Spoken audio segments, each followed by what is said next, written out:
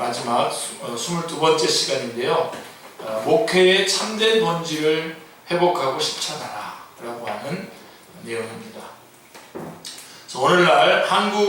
오늘날 위기에 처한 한국교회를 새롭게 갱신하고 개혁하기 위하여 가장 시급하게 실천되어야 할 전략들 중에 하나는 목회의 참된 본질을 회복하고 실천하는 것입니다. 자, 목회에 대한 오해가 있는데요. 오늘날 한국교회 내에는 목회에 대한 오해들이 만연되어 있습니다. 첫째로 많은 사람들은 목회가 소위 인사권, 재정권, 강단권을 잡고 휘두르며 권세를 부리고 지배하는 사역이라고 생각을 합니다. 권위주의적 목회관에 빠진 것입니다. 그래서 안수받은 목회자가 가장 높은 권위를 가지고 있으며 목회자가 아닌 소위 평신도는 목회자의 말에 절대 복종해야 된다는 생각이 널리 퍼져 있습니다. 유교적 권위주의와 계급의식이 오랜 세월 팽배해 있었던 한국의 사회적 맥락에서 목회의 본질을 권력과 권위의 행위로 의식해온 것은 어쩌면 자연스럽고 당연한 현상이라고 해도 과언은 아닐 것입니다. 그렇게 흐를 수 있는 여지가 충분히 있었습니다. 하지만 목회를 권력과 권위의 행사로 오해할 경우에 목회를 수행하는 근본 정신인 섬김의 정신, 이게 가장 중요한 거죠. 목회를 수행하는 근본 정신인 섬김의 정신이 심각하게 퇴락할 수 있습니다. 목회자가 소위 평신도들보다 상위 위급에 있다는 특권의식과 권위의식이 목회의 분위기를 지배하게 되면 목회의 본질과 정체성이 심각하게 훼손될 수 있습니다. 자, 그 다음에 또 하나의 오해는 어떤 사람들은 목회를 생계를 꾸려가기 위한 직업이라고 생각을 합니다. 이런 문제가 많이 대두되어 있어요. 사실 우리 한국교회의 경우 이들은 목회가 먹고 살기 위한 수단이라고 생각을 합니다. 목회에 대한 지극히 현실적이고 실용적인 관점입니다. 하지만 성경 어느 곳에도 목회를 생계의 수단이나 현실적인 삶을 지탱하기 위한 직업이라고 가르치지 않습니다. 이러한 생각은 결코 성경적인 지지를 받을 수가 없습니다. 자, 그럼 목회의 본질이 뭡니까? 우선적으로 목회는 생계를 유지하기 위한 직업이 아니라는 것입니다. 생계를 유지하기 위한 직업이 아니라 하나님이 맡기신 사역입니다. 하나님이 주신 사명. 지난번 저희가 종교개혁주일 때에 했던 것처럼, 말씀드렸던 것처럼 목회자는 인간의 자리에 머물도록 하나님께서 목회자를 통해서 그 일을 하는 것이죠. 하나님께서 맡기신 사역입니다. 사명입니다. 그러니까 직업이 아닙니다. 생계 유지를 위한 직업이 아니라 하나님이 주신 사명이요 사역입니다. 목회의 본질이 무엇인지를 가장 명확하게 보여주는 구절이 있다면 그것은 요한복음 21장에 부활하신 예수님이 베드로를 찾아와서 베드로를 회복시키는 장면이 아마 가장 명확하게 보여주는 구절이라고 여겨집니다. 21장에 보면 주님은 베드로에게 내 어린 양을 먹여라, 내 양을 치라, 내 양을 먹이라고 말씀하셨습니다. 3번이나 그렇게 하셨죠. 자, 목회란 목자의 신분에서 양들을 먹이고 치는 사역이며 사명입니다. 자, 그러면 예수님의 목회, 예수님의 모범이시죠. 자, 목회를 이렇게 정의한다면 목회의 전형은 바로 예수님의 목회입니다. 예수님은 스스로 선한 목자라고 부르셨고 당신의 제자들을 대상으로 목회하셨습니다. 목회자로서 예수님은 당신의 양들인 제자들을 치시고 먹이셨을 뿐만 아니라 그 양들을 위해 목숨을 버리셨습니다.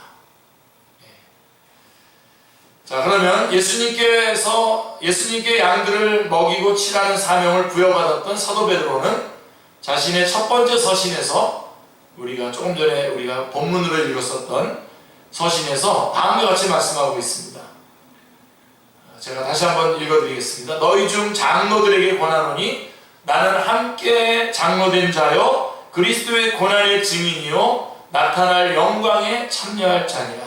너희 중에 있는 하나님의 양무리를 치되 억지로 하지 말고 하나님의 뜻을 따라 자원함으로 하며 더러운 이득을 위하여 하지 말고 기꺼이 하며 맡은 자들에게 주장하는 자세를 하지 말고 양무리의 본이 되라. 그리하면 목자장이 나타나실 때에 시들지 아니하는 영광의 관을 얻으리라 말씀하고 있습니다.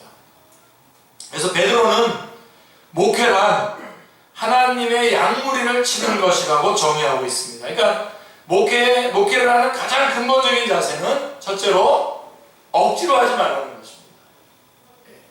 억지로 하지 말라. 하기 싫은데 어쩔 수 없어서 하면 안 된다는 것입니다.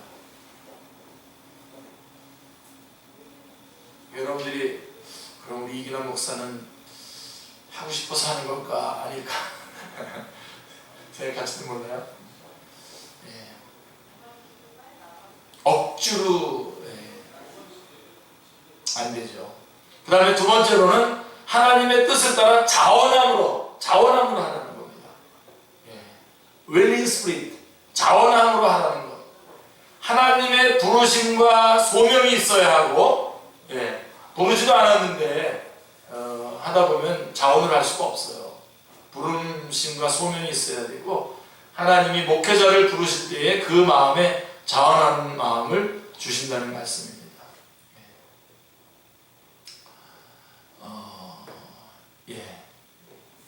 어쨌든 뭐 상황이 여러 가지로 어렵다고 하더라도 저는 이게 참 좋습니다. 다시 태어나서 또 하라 그래도 저 또 목회할 겁니다.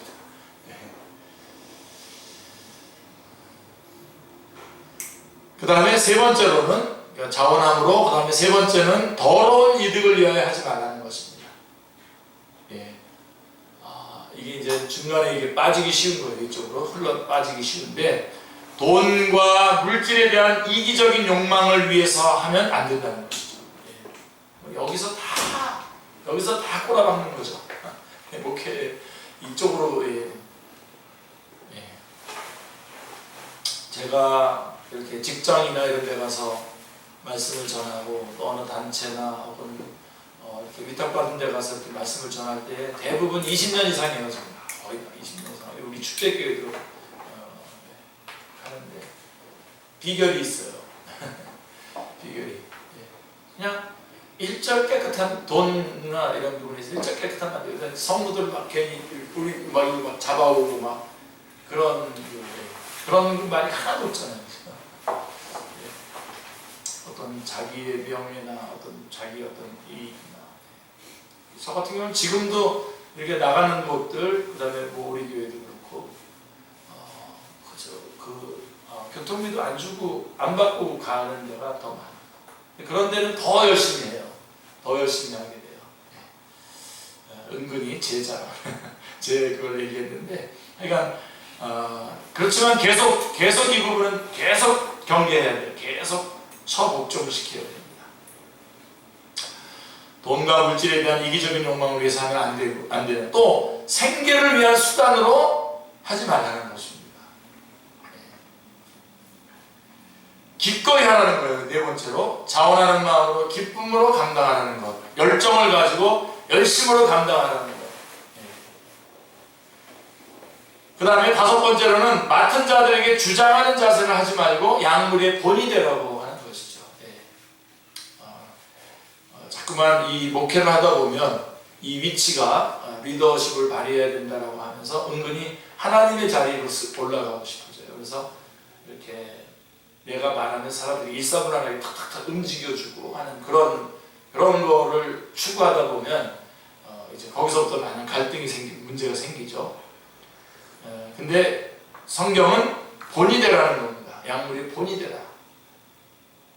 권위주의적인 목회는 안 된다는 말씀입니다. 소위 강간권, 인사권, 재정권을 휘두르면서 권위로 억누르는 목회는 안 된다는 말씀입니다. 도리어 스스로 양들에게 본이 되어서 양들이 따르고 본받을 수 있도록 모범이 되라고 하는 말씀입니다. 자, 그러면 목회자는 누굽니까? 목회자는 직분자이고 사명자입니다.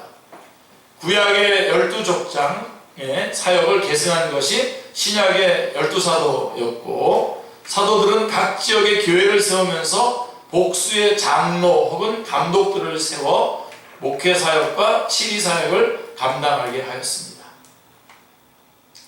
자, 에베소서 4장 12절 말씀도 아주 중요하죠.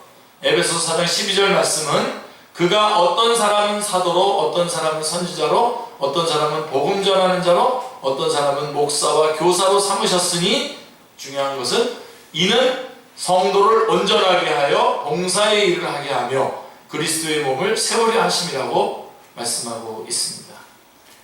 자, 사도들이 세상을 떠나고 난 다음에 현재 교회 안에 남아있는 직분은 목사, 복음전도자, 교사, 장로, 집사 등이 있습니다. 그러니까 지금 사도라고 말하는 것은 없습니다. 사도는 교회에 털을 놓고 하나님 말씀을 우리에게 전달해주고 그것으로서 사명을 끝난 겁니다. 그래서 다른 털을 놓으면 안 됩니다. 지금 남아있는 건 뭐냐면 목사입니다. 목사, 복음전도자, 교사, 장로, 집사 같은 그런 직분들이 있는 것이죠. 그래서 에베소서 4장 12절이 밝히 말씀하고 있는 대로 목회자로서의 직분 수행의 목적은 딱 하나입니다. 성도들을 섬기는 데 있습니다. 그리스도의 몸인 교회를 세우는 것입니다. 섬김의 태도, 종의 태도가 교회의 목회자들이 가져야 될 근본 태도입니다.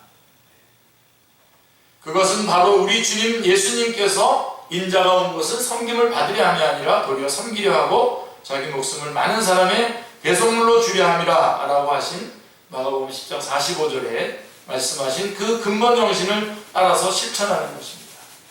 그게 목사입니다. 섬김의 자세로, 희생의 자세로, 본을 보이는 자세로 목회를 감당해야 합니다. 자, 우리 한국교회를 생각하면서, 한국교회 갱신을 놓고 생각하면서, 자, 그러면 어떻게 되냐? 목회는 그리스도의 몸된 교회를 위한 것입니다. 결코 개인의 이익이나 영달이나 자랑을 위한 것이 아닙니다. 목회는 또한 봉사와 섬김을 위한 것입니다. 결코 권세와 세도를 부리는 도구가 되어서는 안 됩니다. 목회는 또한 자원하는 마음, 희생적인 자세, 본이 되려고 하는 마음, 뭔가 강제하지 않고 사랑으로 권면하는 마음으로 수행되어야 합니다. 이것은 바로 주님께서 참 목자로서 목회 사역을 실천하신 태도를 따라 그대로 행하는 것입니다. 한국교회가 이런 성경적인 원리를 따라 바른 목회의 본질을 회복할 때에 교회가 점진적으로 새로워질 것이며 세상의 빛과 소금된 역할을 신실하게 감당할 수 있게 될 것입니다. 저희는 매주 주일날 오후마다 22번이나 이 한국교회 갱신을 위한 전략들을 같이 나눴습니다. 사람들은 소망이 없다고 합니다. 한국교회가 계속해서 마이너스 성장하고 그러는데 소망이 없다고 말하는 것은 불신합니다. 사람들에게 소망이 있는 것이 아니기 때문에 그렇습니다. 예수님에게 소망이 있기 때문에 우리는 이 전략들을 우리 축제교회부터 먼저 구체적으로 적용을 해서 한국교회를 갱신하는 그 일에 우리가 앞장을 서야 됩니다. 그리고 우리 인간의 기대를 가지고는 안 됩니다. 우리가 복음을 전할 때도 굉장히 지금 강력한 저항을 받고 있는데, 그러나 그것은 우리의 기대가 이렇게 전도해도 안 될 것이다 라고 하는 그런 기대가 있지만 하나님의 기대는 그렇지 않습니다. 하나님의 기대를 가지고 나아가서 말씀을 전하고 증거할 때에 하나님께서 직접 하나님께서 역사하시는 것을 우리는 경험할 수가 있는 것입니다. 그래서 우리 소망 없다고 하는 말 저도 좀 자제하겠습니다. 소망은 예수님께 있고 우리 한국교회는 갱신될 것이고 다시 부흥의 그런 놀라운 역사를 일으킬 것이고 열방으로 이 복음을 보내는 데에 다시 뜨거운 열정으로 다시 살아날 줄로 믿습니다. 우리 이 시간